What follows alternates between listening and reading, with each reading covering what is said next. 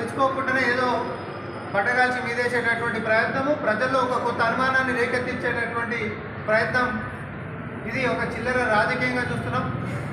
మీ లెక్క BJP plenary లీడ పెట్టుకొని ఏ హోటళ్లలో ఎవరెవరు ఏమేమి కథలు పడ్డారు అనేటటువంటివి మాట్లాడితే చాలా చండాలంగా ఉంటాయి.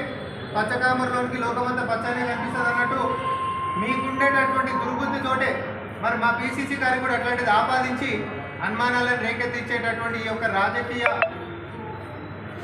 దుష్ప్రచారానికి ఏదైతే మీరు కోరుకున్నారో దీన్ని వెంటనే వెనక్కి తీసుకోవాలి, క్షమాపణ కూడా బహిరంగంగా చెప్పాలి.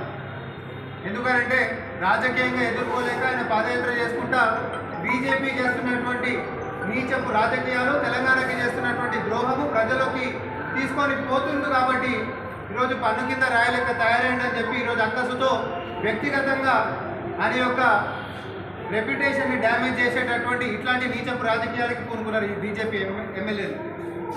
దయచేసి చిల్లర రాజకీయం బంద్ చేయండి.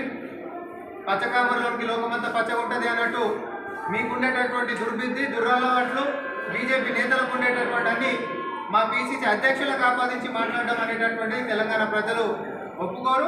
మీకు అంత అనుమానం ఉంటే నాయకుడే నాకార్లు కూడా రండి, మేము కూడా చాలాసార్లు పీసీసీ గారు అక్కడ మీరు ఏ ప్రాంతం అయితే చెప్తా ఉన్నారో, ఏదైతే మహాలక్ష్మి వీడియోస్ గురించి మాట్లాడుతూ ఉన్నారో నాకార్లనే వద్దురు, మీకు కూడా ఏమైనా సమస్య ఉంటారని పరిష్కరించడానికే అడిగి నేనే నేరుగా నాకార్లు తీసుకొని పోతా.